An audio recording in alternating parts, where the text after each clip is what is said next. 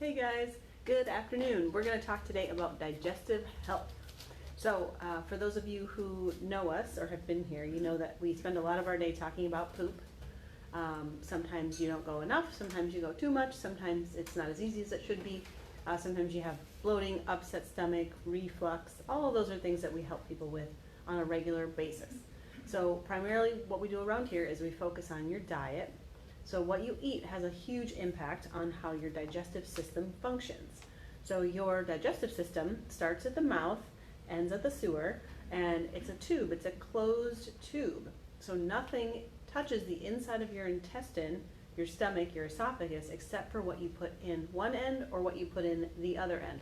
Otherwise, other things don't impact it. So what you eat has the most impact, good or bad, on your digestive system. So keep that in mind. So, you know about sugar because we talk about sugar all the time. Sugar is inflammatory. It causes any digestive symptom you could possibly think of. You've got grains, particularly glutinous grains. Those are also very inflammatory. They actually cause damage in most of us, not just people who have a gluten intolerance, but those of us who are just regular humans with a gluten sensitivity. Those glutinous molecules actually cause damage to the inside of the gut. There's little finger-like projections in there. They're like, think of them like seaweed. And those get damaged when they're exposed to gluten. And then they're not as able to absorb nutrients as they should be. So that's going to cause a problem with iron deficiency. It can cause magnesium deficiency, all kinds of vitamin deficiencies, vitamin D. So never underestimate how important your gut health is to the rest of your body. If you can't absorb nutrients, if you can't digest protein, if you can't break down fat, then your body can't rebuild. And instead of building it back up and recovering every day, you're just slowly breaking down. So the most important decisions you make on a day-to-day basis are what you put in your mouth, because that's going to impact everything else in your body. Dairy is another culprit. A lot of people think that they are dairy intolerant or lactose intolerant. So lactose is the milk sugar. OSE at the end of any word means sugar. So lactose is a sugar in milk.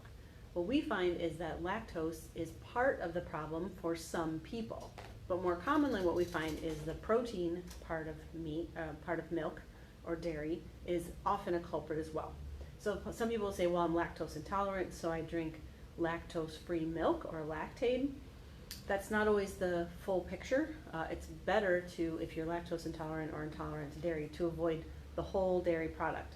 Cheese, yogurt, milk, cream. Butter's usually okay because it's mostly fat, but even sometimes people have to give up butter depending on how intolerant they are. So those are just some tips from a diet standpoint. We really encourage you eating lots of vegetables. Vegetables are very good for the gut. They provide fiber. And they also provide prebiotic growth. So you have all these bugs that are healthy for you that live in your intestine. They need something to eat. So those are called probiotics or microbiome, which all the bugs that are in your body. So if you're taking a probiotic, that's great, except for the probiotic needs a prebiotic in order to grow efficiently. So prebiotic is fibers.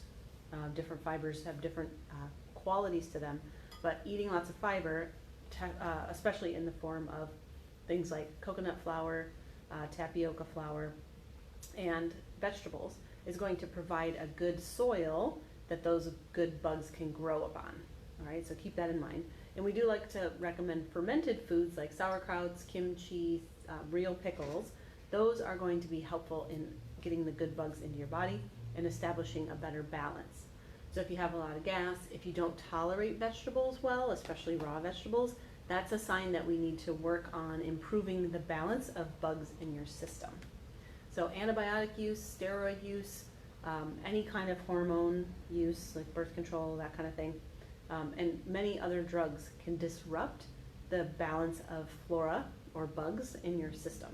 So we have to be careful with any medication that you're taking on even one round of antibiotics can mess up your gut for years. So just something to be aware of. It can be repaired. It's something we do around here all the time. So just, don't be discouraged, but if you need some help getting things sorted out, that's what we're here for. All right, I hope this was really helpful for you. We will look forward to seeing you again soon.